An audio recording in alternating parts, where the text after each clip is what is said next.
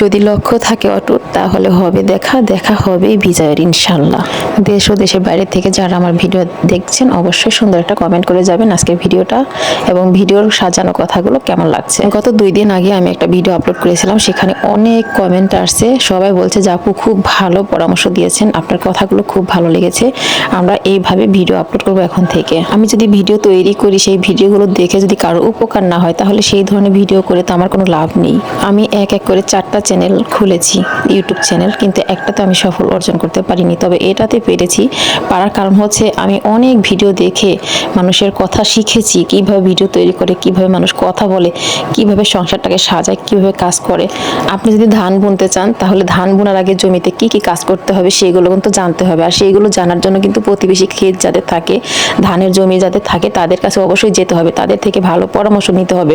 তারা কিভাবে এত সুন্দর ধান বুনিয়ে ধানের ফলনগুলো তৈরি করেছে। তো সেটা ভালো করে যদি না জেনে আপনি ধান বুনান তাহলে ধান হয়তো বা পচে যাবে, গলে যাবে বা বন্যায় ডুবে যাবে।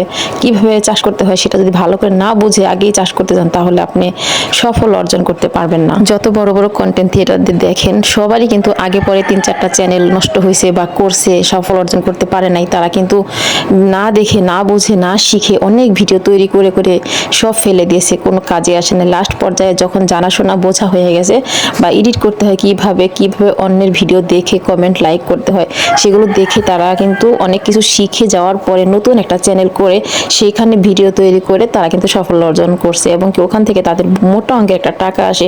সেই জন্য তারা আরো উৎসাহ পেয়ে আরো অনেক ধরনের ভিডিও তৈরি করে। আর সবার উদ্দেশ্যে একটা কথাই বলবো, যারা বড় বড় ভিডিও আপলোড করেন 10 মিনিট বা 20 মিনিট, 15 মিনিট, 8 মিনিট এরকম যারা ভিডিও আপলোড করেন তারা অবশ্যই ছোট ছোট চ্যানেলগুলিতে গিয়ে ওখানে সুন্দর একটা গঠনমূলক কমেন্ট করে আসবেন, সাবস্ক্রাইব করবেন, লাইক দিবেন, কমেন্ট তো করবেনই অবশ্যই।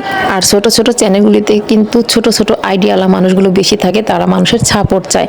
তো ওখানে যে রিপ্লাই কমেন্ট করে আসবেন, যেমন একটা আপনি ছোট পরিবারে গেলেন, ওখানে গিয়ে দেখলেন 10টা 15টা কমেন্ট আছে, ওখানে যেগুলো কমেন্ট আছে সবাইকে একটা করে লাইক দিয়ে সবার ভিডিওতে ছোট করে একটা সালাম দিয়ে আসবেন, সুন্দর করে একটা বলে আসবেন যে আপনার ভিডিওগুলো অনেক ভালো লাগে, সুন্দর একটা কমেন্ট করে আসবেন।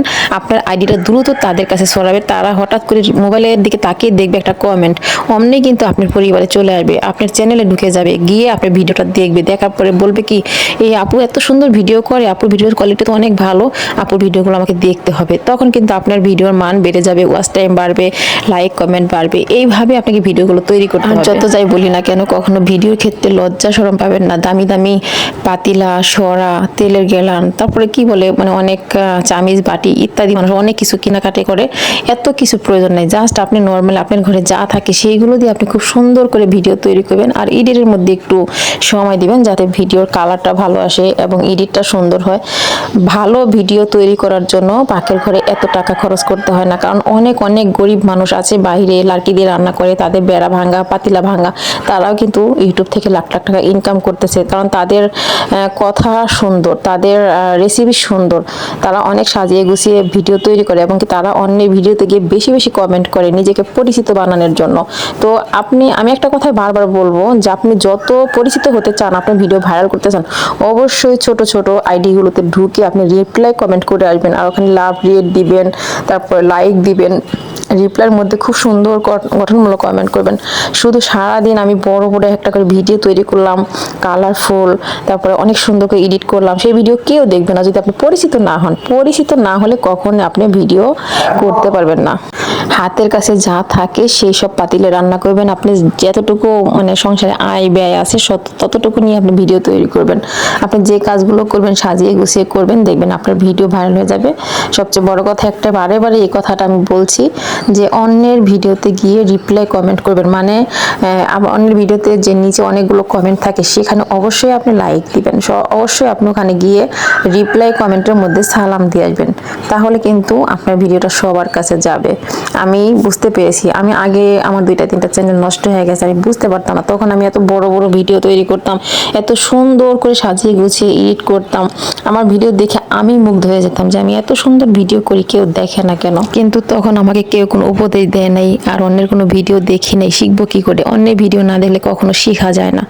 আপনারা যারা গৃহিণী আছেন, যারা রেসিপি ভিডিও করেন, ফ্যামিলি ব্লগ করেন, তারা অবশ্যই অন্যের ফ্যামিলি ব্লগগুলো খুব মনোযোগ সহকারে দেখবেন, পুরো ভিডিওটা দেখে শিখবেন।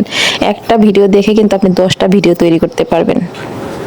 তো আসসালামু আলাইকুম, সবাই ভালো থাকবেন, ভুল ত্রুটি হলে ক্ষমা দৃষ্টিতে দেখবেন ইনশাআল্লাহ। আসসালামু আলাইকুম। ও আচ্ছা, আরেকটা কথা বলি আপনাদের, যে আমাদের যে মানে বিল্ডিংয়ের নিচে একটা দোকান দিয়েছে, এখানে একটা দোকান মানে চলার কোনো কথাই না, এখানে কোনো রাস্তা না, এটা একটা পাড়া বা মহল্লাও না, এটা জাস্ট একটা ক্ষেত জমি এরিয়ার পাশে আমাদের একটা বিল্ডিং, এখানে তেমন কোনো মানুষজন নাই।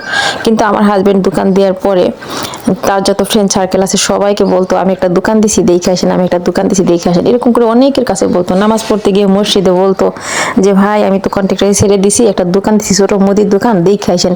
তো এরকম সবার কাছে যখন বলতো, আমাদের পাড়া মহল্লা সবাই জেনে গেছে, তখন সবাই ভাবতো যে আচ্ছা আমার জহির ভাই তো একটা নতুন দোকান দিয়েছে, সে তো কন্ট্রাক্টারি করে না, তার দোকানটা দেখে আসি। যখন দোকানটা দেখতে আসতো তখন বলতো ভাই যেহেতু নতুন দোকান দিয়েছে, যদি তার দোকান থেকে আমি কিছু জিনিস কিনি ভাই একটু সাশ্রয় হবে বা ভাই অনেক খুশি হবে, যেহেতু নতুন দোকানদার। আপনি একটা নতুন জামা পরলে আপনি যেমন খুশি খুশি লাগে, ঠিক তেমনই কিন্তু এই দোকানটা যেহেতু দিছে, যদি কেউ 2 টাকার একটা জিনিসও কিনে আমাদের কিন্তু অনেক ভালো লাগে। আর যদি সব জিনিসগুলো পরেই থাকতো তাহলে কিন্তু মনটা ভীষণ খারাপ লাগতো। তো এই যে দেখেন, পরিচিত হওয়ার মাধ্যম, মানুষের সাথে পরিচিত কিভাবে হতে হয়, এগিয়ে গিয়ে মানুষকে ধরা দিতে হয়, এগিয়ে গিয়ে বলতে হয় যে আমার এটা আছে, এটা আছে, এটা দেখবেন, আমার বাসায় যাবেন বা আমার ভিডিওটা দেখবেন, কেমন লাগে আমাকে একটু কমেন্ট করে জানাবেন। আমি আপনার ভিডিওতে আসছি, আপনার ভিডিওটা অনেক ভালো লাগছে, আপনার ভিডিওর কথাগুলো সুন্দর ছিল, আপনার কাজগুলো খুব সাজানো গোছানো ছিল। তারপর ওখানে যতগুলো কমেন্ট থাকে সেখানে গিয়ে বলে আসবেন যাবো আমি নতুন, আমার ভিডিওতে আসবেন, এবং আপনার আইডিতে আমি ঢুকে দেখেছি, সুন্দর একটা কমেন্ট করে আসছি, এরকম ইত্যাদি ইত্যাদি যদি সাজিয়ে গুছিয়ে কথা বলতে পারেন, অবশ্যই আপনি সাফল্য অর্জন করবেন। আর অর্জন করার পরে হয়তো আপনার আমার কথা মনে পড়বে যে আপুর ভিডিওটা দেখে আসলে আমি অনেক কিছু শিখেছি। আপনাদের আমি টাকা পয়সা দিতে পারবো না, সময় দিতে পারবো না, কিন্তু এতটুকু কথাও কি বলতে পারবো না। আসলে আমার এই যে ছোট্ট একটা বাড়ি, এই বাড়ির পিছে আমার অনেক রহস্য আছে। আমরা যে ইনশাল্লাহ হাঁটি হাঁটি পা করে এত দূর এগিয়ে আসছি, এটা কিন্তু অনেক কষ্টের পরেই হয়। বাবা মার পেটে থেকে কেউ বড়লোক হয়ে জন্ম নেয় না, এই দুনিয়ার মাঝে এসে তার আখলাক চরিত্র মানে চলাফেরা ইবাদতের কারণে কিন্তু মানুষ তার ডিটেলস সময়গুলো চেঞ্জ করে, মানে সময়ের সাথে সাথে লেভেলগুলো চেঞ্জ করে, সেই জন্য নিজের কিন্তু একটা অবদান থাকে। আল্লাহ পাকে তো আপনাকে ভালো করবে, তার পরিবর্তন দিবে, কিন্তু আল্লাহ পাকে মানুষের মধ্যে কিন্তু অনেকগুলো দিয়ে দিছে যে কর্ম করো, যে নাকি দরিদ্র ভাববেন সে অলস, অলসতা কিন্তু দরিদ্রের লক্ষণ। যে অলস তার ঘরে চাল থাকে না, তার ঘরে পানি পড়ে, এরকমই আর কি। তাও কাজ হয়েছে সুখের মূল, কর্মকে আল্লাহ খুব পছন্দ করে। আল্লাহ পাকে বলছে ইবাদতের পাশাপাশি তোমরা নিজের কর্মকে ধরে রাখো, কর্ম করো, দেখবা জীবন অনেক উন্নত করতে পারবা, কারো কাছে হাত পাততে হবে না, তোমার যতটুকু থাকবে সেটুকু নিয়ে তুমি সন্তুষ্ট থাকবে। তো এরকমই সবকিছু মিলেই আপনাদেরকে বলবো যে যারা ভিডিও করেন আমার এই কথাগুলো মনোযোগ সহকারে শুনে এই কথা অনুযায়ী কাজ করবেন, দেখবেন জীবনে আপনিও থেমে থাকবেন না, আমি থেমে নেই, আপনিও থেমে থাকবেন না। বর্তমান ডিজিটাল যুগ, যার মোবাইল নেই তারও কিন্তু একটা স্মার্টফোন মানে দরকার, যেভাবে হোক ব্যবস্থা হয়েই যায়। তো যখন স্মার্টফোনটা থাকে আপনি কিন্তু অনেক এমবি খরচ করেন, যার সাথে কথা বলেন, এরকম আর কি। তো এগুলো না করে সময়টা আপনি কাজে লাগান।